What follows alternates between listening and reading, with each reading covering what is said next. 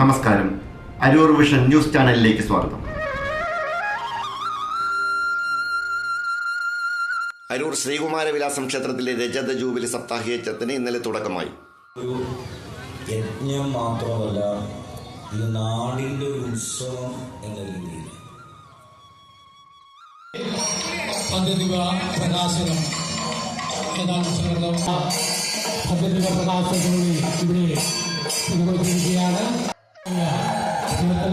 നിർവഹിച്ചിരിക്കുകയാണ്. നിർവഹിക്കുകയാണ്. ആർക്കും ഈ ഗതി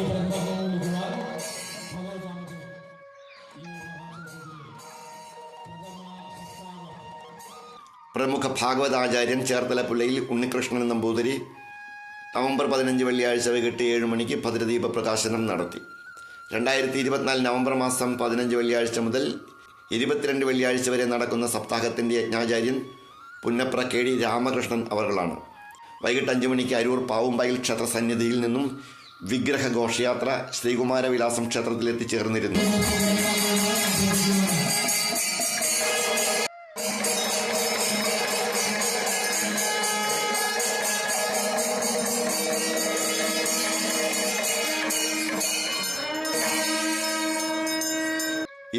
വർഷ കാലയളവിലുള്ള സപ്താഹയജ്ഞങ്ങളിൽ വിവിധ തരത്തിൽ സഹകരിച്ച വ്യക്തികളെ യജ്ഞശാലയിൽ ആദരിച്ചു. ഒന്നാം സപ്താഹയജ്ഞത്തിന് ആചാര്യസ്ഥാനം വഹിച്ച പുല്ലയിലില്ലം പ്രഭാകരൻ നമ്പൂതിരി, മുൻകാലങ്ങളിൽ ദേവസ്വത്തിനെ നയിച്ച മഹത് വ്യക്തികൾ, ക്ഷേത്ര ചടങ്ങുകളോട് മികച്ച രീതിയിൽ സഹകരിക്കുന്ന വരേക്കാട് രാധാകൃഷ്ണപിള്ള, മുൻകാല പ്രവർത്തകനും 1-ാം വാർഡ് മെമ്പറുമായ OK മോഹനൻ, ദേവസ്വം ജീവനക്കാരൻ സൈജൻ, മഹിളാ സംഘടനകളുടെ മുതിർന്ന പ്രവർത്തകർ, അയ്യപ്പ സേവാ സംഘം പ്രവർത്തകർ, കളഞ്ഞുകിട്ടിയ സ്വർണം തിരികെ ഏൽപ്പിച്ച സത്യഭാമ എന്നിങ്ങനെ പ്രമുഖ വ്യക്തികളാണ് ആദരിക്കപ്പെട്ടത്. എല്ലാ ദിവസവുമുള്ള പ്രസാദകൂട്ടും യജ്ഞനാളുകളിലെ സവിശേഷതയാണ്. നവംബർ 22 വൈകിട്ട് 4 മണിക്ക് അവഭൃത സ്നാനത്തോടെ സപ്താഹത്തിന് സമാപനമാവും. ക്ഷേത്രം തന്ത്രി ബ്രഹ്മശ്രീ മഞ്ഞുമ്മൽ ശംഭു നമ്പൂതിരി, മേൽശാന്തി ബാലകൃഷ്ണൻ എമ്രാന്തിരി, ക്ഷേത്രം ശാന്തി അഭിലാഷ് എന്നിവരാണ് ക്ഷേത്രകർമ്മങ്ങൾക്ക് മേൽനോട്ടം വഹിക്കുന്നത്. Devaswom president KK Vasavan, Devaswom secretary KR Rajendran, ഖജാൻജി KN ദേവാനന്ദ് തുടങ്ങിയവർ സപ്താഹയജ്ഞത്തിന് നേതൃത്വം കൊടുക്കുന്നു.